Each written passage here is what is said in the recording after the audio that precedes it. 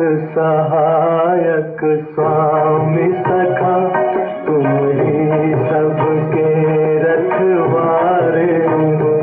जिसका कोई आधार नहीं, उसके तुम एक सहारे हो।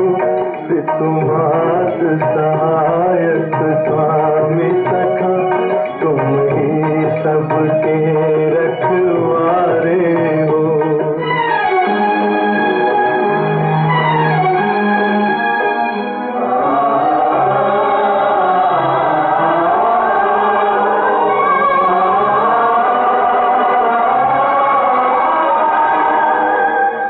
तेरी लीला अपरंपार प्रभु, तेरी महिमा सबसे न्यारी है।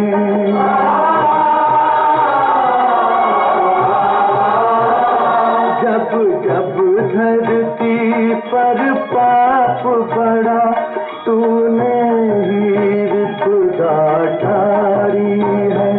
इस जीवन के अंधियारे में बस एक तुम ही उजियारे हो।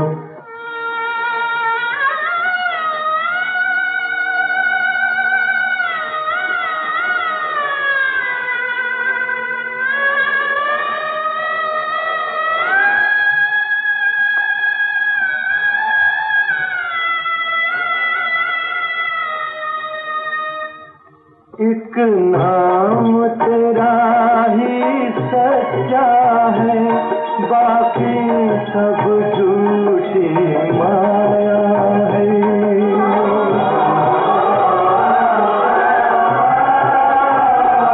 जो अपना सब कुछ छोड़ चला, उसने ही तुमको पाया है।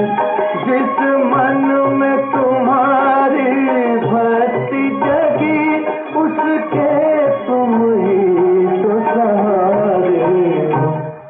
तुम्हार सहायक स्वामी सखा, तुम ही सबके रखवारे हो। जिसका कोई आधार नहीं, उसके तुम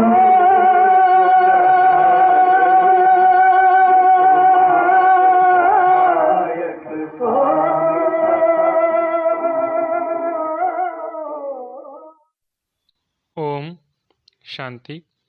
19/2/2025 प्रातः मुरली ओम शांति बाप दादा मधुबन। बाबा आज कह रहे हैं, मीठे बच्चे, तुमने अब तक जो कुछ पढ़ा है उसे भूल जाओ। जीते जी मरना माना सब कुछ भूलना, पिछला कुछ भी याद न आए। मीठे बच्चे, तुमने अब तक जो कुछ पढ़ा है उसे भूल जाओ। जीते जी मरना माना सब कुछ भूलना, पिछला कुछ भी याद न आए। प्रश्न, जो पूरा जीते जी मरे हुए नहीं हैं, उनकी निशानी क्या होगी? उत्तर, वो बाप से भी आर्ग्यू करते रहेंगे, शास्त्रों का मिसाल देते रहेंगे। जो पूरा मर गए हैं वो कहेंगे, बाबा जो सुनाते वही सच है, हमने आधा कल जो सुना वो झूठ ही था, इसलिए आप उसे मुख पर भी ना लाएं। बाप ने कहा है, हियर नो इविल। गीत ओम नमो शिवाय। ओम शांति। बच्चों को समझाया गया है, जब शांति में बिठाते हो, जिसको निष्ठा अक्षर दिया है, ये ड्रिल कराई जाती है। अब बाप बैठ रूहानी बच्चों को समझाते हैं कि जो जीते जी मरे हैं, कहते हैं हम जीते जी मर चुके हैं। जैसे मनुष्य मरता है तो सब कुछ भूल जाता है, सिर्फ संस्कार रहते हैं। अभी तुम भी बाप का बनकर दुनिया से मर गए हो। बाप कहते हैं तुम्हारे में भक्ति के संस्कार थे, अब वह संस्कार बदल रहे हैं, तो जीते जी तुम मरते हो ना। मरने से मनुष्य पड़ा हुआ सब कुछ भूल जाता है, फिर दूसरे जन्म में नए सिर पड़ना होता है। बाप भी कहते हैं तुम जो कुछ पढ़े हुए हो वो भूल जाओ, तुम तो बाप के बने हो ना। मैं तुमको नई बात सुनाता हूँ। तो अब वेद, शास्त्र, ग्रंथ, जप, तप आदि ये सब बातें भूल जाओ। इसलिए ही कहा है, hear no evil, see no evil. ये तुम बच्चों के लिए हैं। कई बहुत शास्त्र आदि पढ़े हुए हैं, पूरा मरे नहीं हैं, तो फालतू आर्ग्यू करेंगे। मर गए फिर कभी आर्ग्यू नहीं करेंगे। कहेंगे बाप ने जो सुनाया है वही सच है, बाकी बातें हम मुख पर क्यों लाए। बाप कहते हैं ये मुख में लाओ ही नहीं। Hear no evil. बाप ने डायरेक्शन दिया ना, कुछ भी सुनो नहीं। बोलो अभी हम ज्ञान सागर के बच्चे बने हैं तो भक्ति को क्यों याद करें। हम एक भगवान को ही याद करते हैं। बाप ने कहा है भक्ति मार्ग को भूल जाओ। मैं तुमको सहज बात सुनाता हूँ कि मुझ बीज को याद करो तो झाड़ सारा बुद्धि में आ ही जाएगा। तुम्हारी मुख्य है गीता। गीता में ही भगवान की समझानी है। अब ये है नई बातें। नई बात पर हमेशा ज़्यादा ध्यान दिया जाता है भी बड़ी सिंपल बात। सबसे बड़ी बात है याद करने की। घड़ी घड़ी कहना पड़ता है मन मना भव, बाप को याद करो। यही बहुत गुह्य बातें हैं, इसमें ही विघ्न पड़ते हैं। बहुत बच्चे हैं जो सारे दिन में 2 मिनट भी याद नहीं करते हैं। बाप का बनते भी अच्छा कर्म नहीं करते तो याद भी नहीं करते, विकर्म करते रहते हैं। बुद्धि में बैठता ही नहीं है तो कहेंगे ये बाप की आज्ञा का निरादर है। पढ़ नहीं सकेंगे तो वो ताकत नहीं मिलती है। जिस्मानी पढ़ाई से भी बल मिलती है ना। पढ़ाई है सोर्स ऑफ इनकम। शरीर निर्वाह होता है सो भी अल्पकाल के लिए। कई पढ़ते पढ़ते मर जाते हैं तो वो पढ़ाई थोड़ी ही साथ ले जाएंगे। दूसरा जन्म ले फिर नए सिर पढ़ना पड़े। यहाँ तो तुम जितना पढ़ेंगे वो साथ ले जाएंगे, क्योंकि तुम प्रारब्ध पाते हो दूसरे जन्म में। बाकी तो वो सब है ही भक्ति मार्ग। क्या क्या चीज़ें हैं ये कोई नहीं जानते। रूहानी बाप तुम रूहों को बैठ ज्ञान देते हैं। एक ही बार बाप सुप्रीम रूह आकर रूहों को नॉलेज देते हैं, जिससे विश्व के मालिक बन जाते हो। भक्ति मार्ग में स्वर्ग थोड़ी ही होता है। अभी तुम धनी के बने हो। माया कई बार बच्चों को भी निर्धन का बना देती है। छोटी छोटी बातों में आपस में लड़ पड़ते हैं। बाप की याद में नहीं रहते तो निधन के हुए ना। निधन का बना तो जरूर कुछ न कुछ पाप कर्म कर देंगे। बाप कहते हैं मेरा बनकर मेरा नाम बदनाम ना करो। एक दो से बड़ा प्यार से चलो, उल्टा सुल्टा बोलो मत। बाप को ऐसी ऐसी अहिल्याएं कुब्जाएं भीलनियों का भी उद्धार करना पड़ता है। कहते हैं भीलनी के बेर खाए। अब ऐसे ही भीलनी के थोड़ी ही खा सकते। भीलनी से जब ब्राह्मणी बन जाती है तो फिर क्यों नहीं खाएंगे। इसलिए ब्रह्मा भोजन की महिमा है। शिव बाबा तो खाएंगे नहीं, वह तो अभोक्ता है। बाकी ये रत तो खाते हैं ना।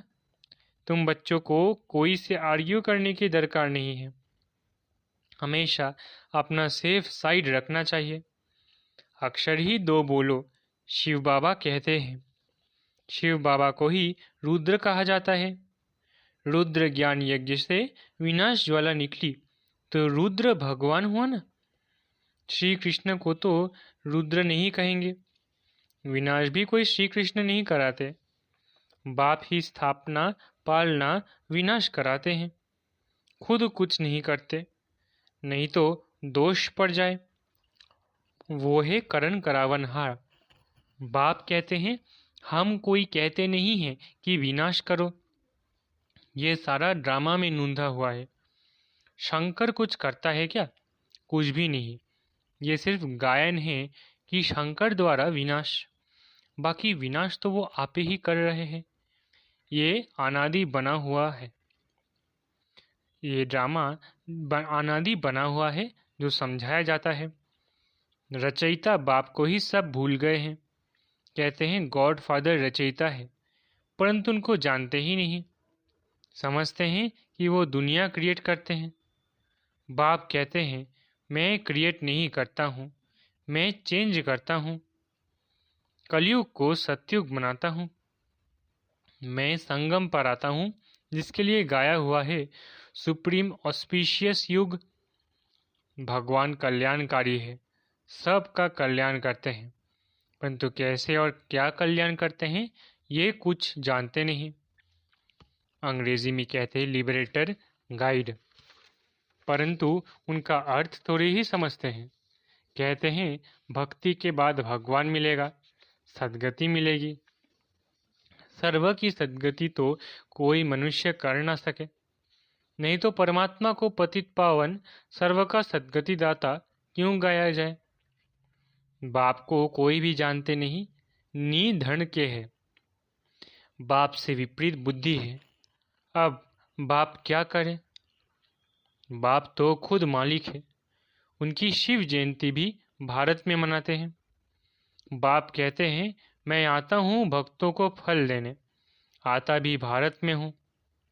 आने के लिए मुझे शरीर तो चाहिए ना, प्रेरणा से थोड़ी ही कुछ होगा। इनमें प्रवेश कर इनके मुख द्वारा तुमको ज्ञान देता हूँ। गौमुख की बात नहीं है, ये तो इस मुख की बात है। मुख तो मनुष्य का चाहिए, न कि जानवर का। इतना भी बुद्धि काम नहीं करती है। दूसरे तरफ फिर भागीरथ दिखाते हैं। वो कैसे और कब आते हैं जरा भी किसको पता नहीं है। तो बाप बच्चों को बैठ समझाते हैं कि तुम मर गए तो भक्ति मार्ग को एकदम भूल जाओ। शिव भगवान उवाच मुझे याद करो तो विकर्म विनाश हो जाएंगे। मैं ही पतित पावन हूँ। तुम पवित्र हो जाएंगे, फिर सबको ले जाऊंगा। मैसेज घर घर में दो। बाप कहते हैं मुझे याद करो तो विकर्म विनाश होंगे, तुम पवित्र बन जाएंगे। विनाश सामने खड़ा है। तुम बुलाते भी हो हे पतित पावन आओ, पतितों को पावन बनाओ। राम राज्य स्थापन करो, रावण राज्य से मुक्त करो। वो हर एक अपने अपने लिए कोशिश करते हैं। बाप तो कहते हैं मैं आकर सर्व की मुक्ति करता हूँ। सभी 5 विकारों रूपी रावण की जेल में पड़े हैं। मैं सर्व की सद्गति करता हूँ। मुझे कहा भी जाता है दुख हरता सुख करता। राम राज्य तो जरूर नई दुनिया में होगा। तुम पांडवों की अभी है प्रीत बुद्धि, कोई कोई की तो फौरन प्रीत बुद्धि बन जाती है, कोई कोई की आहिस्ते प्रीत जुटती है। कोई तो कहते हैं बस हम सब कुछ बाप को सरेंडर करते हैं, सिवाय एक के दूसरा कोई रहा ही नहीं। सबका सहारा एक गॉड ही है। कितनी सिंपल से सिंपल बात है। बाप को याद करो और चक्र को याद करो तो चक्रवर्ती राजा रानी बनेंगे। ये स्कूल ही है विश्व का मालिक बनने का। तब चक्रवर्ती राजा नाम पर आए। चक्र को जानने से फिर चक्रवर्ती बनते हैं। ये बाप ही समझाते हैं, बाकी आर्यों कुछ भी नहीं करनी है। बोलो भक्ति मार्ग की सब बातें छोड़ो। बाप कहते हैं सिर्फ मुझे याद करो। मूल बात ही यह है। जो तीव्र पुरुषार्थी होते हैं वो जोर से पढ़ाई में लग जाते हैं। जिनको पढ़ाई का शौक होता है वो सवेरे उठकर पढ़ाई करते हैं। भक्ति वाले भी सवेरे उठते हैं। नौधा भक्ति कितनी करते हैं, जब सिर काटने लगते हैं तो साक्षात्कार होता है।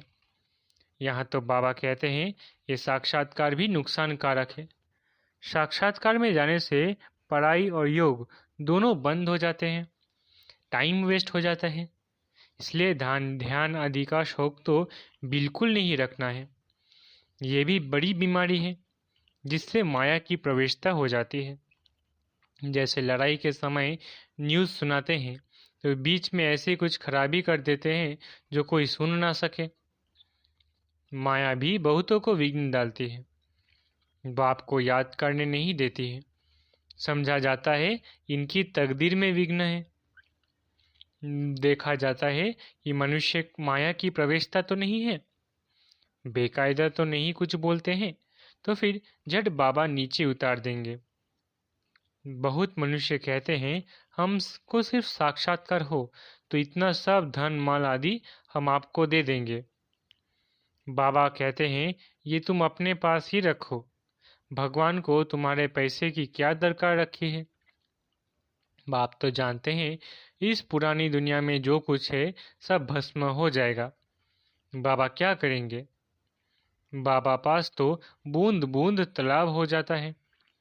बाप के डायरेक्शन पर चलो, हॉस्पिटल कम यूनिवर्सिटी खोलो, जहाँ कोई भी आकर विश्व का मालिक बन सके। 3 पैर पृथ्वी में बैठ तुमको मनुष्य को नर से नारायण बनाना है, परंतु 3 पैर पृथ्वी के भी नहीं मिलते हैं। बाप कहते हैं मैं तुमको सभी वेदों शास्त्रों का सार बताता हूँ। ये शास्त्र हैं सब भक्ति मार्ग के। बाबा कोई निंदा नहीं करते हैं। ये तो खेल बना हुआ है, ये सिर्फ समझाने के लिए कहा जाता है तो फिर भी खेल ना। खेल की हम निंदा नहीं कर सकते। हम कहते हैं ज्ञान सूर्य ज्ञान चंद्रमा, तो फिर वो चंद्रमा आदि में जाकर ढूंढते हैं, वहाँ कोई राजाई रखी है क्या?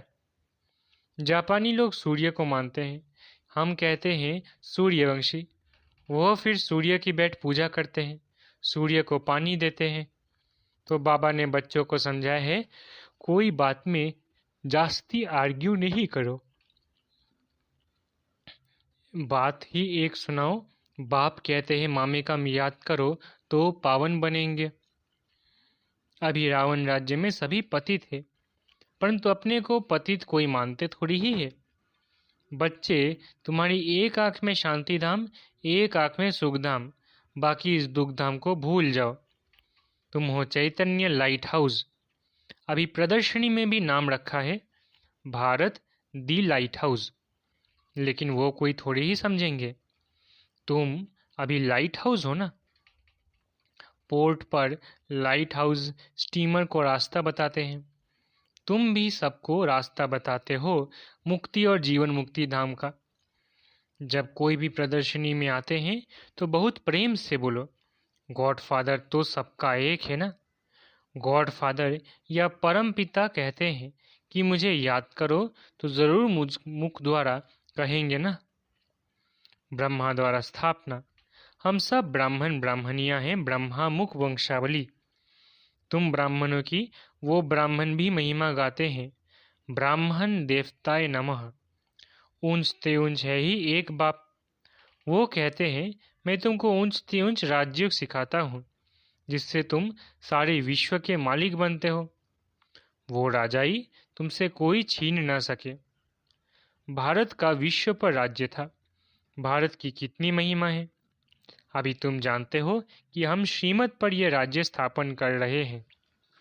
अच्छा, मीठे मीठे सिकिलधे बच्चों प्रति माता पिता बाप दादा का याद प्यारा गुड मॉर्निंग। रूहानी बाप की रूहानी बच्चों को नमस्ते। हम रूहानी बच्चों की रूहानी माता पिता बाप दादा को याद प्यार गुड मॉर्निंग और नमस्ते। धारणा के लिए मुख्य सार। पहला, तीव्र पुरुषार्थी बनने के लिए पढ़ाई का शौक रखना है। सवेरे सवेरे उठकर पढ़ाई पढ़नी है। साक्षात्कार की आश नहीं रखनी है, इसमें भी टाइम वेस्ट जाता है। दूसरा, शांतिधाम और सुखधाम को याद करना है, इस दुखधाम को भूल जाना है। किसी से भी आर्ग्यू नहीं करनी है, प्रेम से मुक्ति और जीवन मुक्ति धाम का रास्ता बताना है। वरदान, सदा सुखों के सागर में लवलीन रहने वाले अंतर्मुखी भव। सदा सुखों के सागर में लवलीन रहने वाले अंतर्मुखी भव। कहा जाता है अंतर्मुखी सदा सुखी। जो बच्चे सदा अंतर्मुखी भव का वरदान प्राप्त कर लेते हैं। वो बाप समान सदा सुख के सागर में लवलीन रहते हैं। सुखदाता के बच्चे स्वयं भी सुखदाता बन जाते हैं। सर्व आत्माओं को सुख का ही खजाना बांटते हैं। तो अब अंतर्मुखी बन ऐसी संपन्न मूर्ति बन जाओ जो आपके पास कोई भी किसी भी भावना से आए अपनी भावना संपन्न करके जाए। जैसे बाप के खजाने में अप्राप्त कोई वस्तु नहीं, वैसे आप भी बाप समान भरपूर बनो।